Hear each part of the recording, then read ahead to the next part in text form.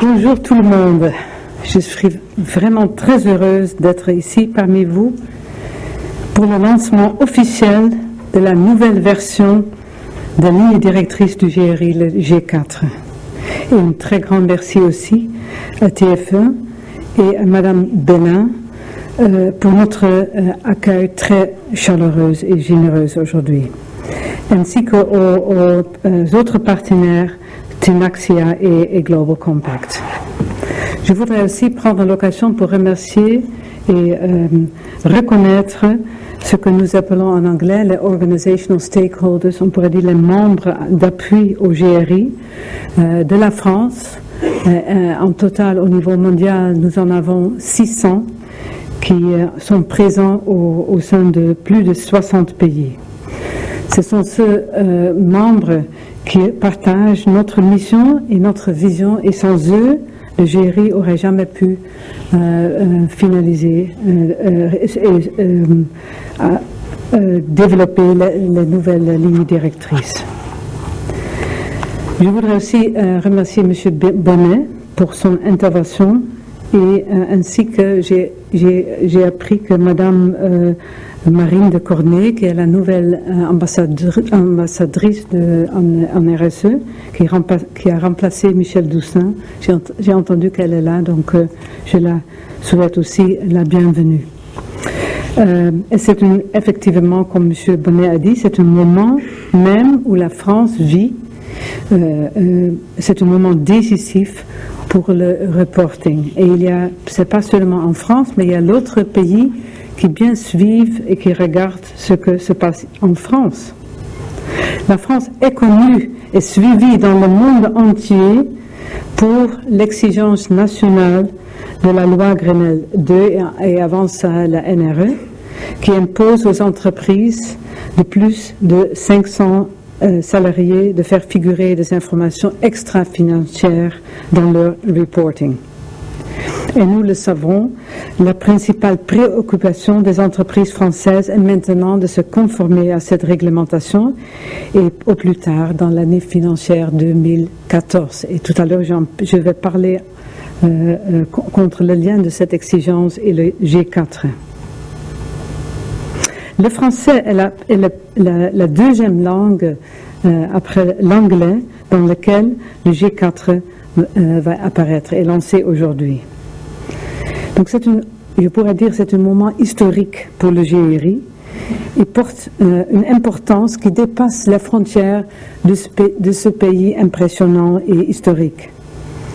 Le GRI est une organisation mondiale avec un réseau de parties prenantes partout dans le monde. Par exemple, le continent d'Afrique est très important pour le RSE et pour le développement durable en général. Je vous demande à penser à toutes les entreprises, les communautés francophones, grandes et petites, fournisseurs dans des régions qui attirent beaucoup d'attention dans les médias, mais aussi dans lesquelles souvent les grandes entreprises ont une chaîne d'approvisionnement avec ces entreprises en Afrique. Et pensons surtout par exemple à la région des Grands Lacs où se déroule le problème du minéraux de conflit. Mais pensez aussi aux PME dans des pays comme le Sénégal et le Cameroun qui veulent utiliser les lignes directives pour se positionner sur le marché et pour démontrer que ce sont des entreprises qui vraiment font un effort de se comporter de façon responsable. Pour tous ceux, avoir accès à une version en français est très très très important. Cette traduction a été possible grâce au soutien financier, mais surtout aussi technique de beaucoup d'acteurs, en France surtout, mais aussi au Canada et en Belgique. Et je voudrais mentionner l'Institut RSE, BPCE, AFNOR, Neuvaction, Fondation, ainsi que Tenaxia et Cap Conseil. Eux, ils ont tous contribué à cet effort gigantesque. Une bonne nouvelle, la ligne directrice G4 sont prêtes à aider donc les entreprises à suivre les obligations législatives en France. D'une part, parce que ce cadre de reporting G4 est le plus utilisé du monde et le plus détaillé, et vous allez découvrir cet après-midi, peut-être après, quand vous allez vraiment étudier G4, il couvre tous les thèmes inclus dans la Grenelle 2. D'autre part, le G4 comporte des références à des documents et des cadres et standards et normes internationaux qui sont largement connus et utilisés relatifs au reporting sur des questions spécifiques, sectorielles ou bien thématiques. Donc, elles sont conçues comme un cadre consolidé de reporting de la performance par rapport aux différentes codes et normes sur des questions de RSE et les grands thèmes du développement durable.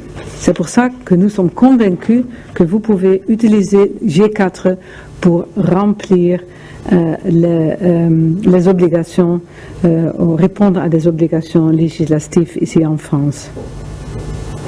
Les G4 ont été développés pour être en conformité avec, par exemple, et j'ai mentionné les trois plus importants, les principes du Pacte mondial ou le Global Compact. Deuxièmement, les principes directeurs pour les entreprises multinationales de l'OCDE. Et troisièmement, le principe directeur relatif aux entreprises et aux droits de l'homme des Nations Unies, qui date de 2011. GRI a établi plusieurs partenariats au niveau mondial et nous sommes très heureux de compter le Pacte mondial ou le Global Compact des Nations Unies comme un de nos partenaires stratégiques. Cette collaboration, qui date depuis longtemps, mais qui s'est encore intensifiée les derniers mois, se reflète notamment au sein aussi des contenus de G4. En effet, on pourrait dire que les lignes directives ont été pensées pour s'aligner dans leur intégrité avec les 10 principes du Pacte mondial. Et de nombreux liens ont été inclus à l'intérieur de G4 tout au long pour faciliter le travail de reporting.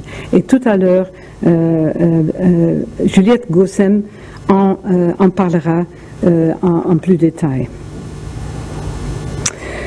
Les G4 peuvent aussi être utilisés pour produire la communication annuelle sur le progrès, Communication on Progress, sur les principes du Global Compact, qui doit être réalisé par les entreprises signataires, et s'ils ne le font pas, il y a des exemples d'entreprises qui sont délistées s'ils ne font pas cette communication. Donc ça, il y a aussi un lien. Le Global Compact France, comme élément de ce partenariat stratégique au niveau mondial. Donc le Global Compact France jouera un rôle de point de contact en France, à l'intérieur de France, pour informer les entreprises sur ce partenariat mondial, mais aussi sur des questions spécifiques, techniques sur GRI, notamment en ce qui concerne le G4.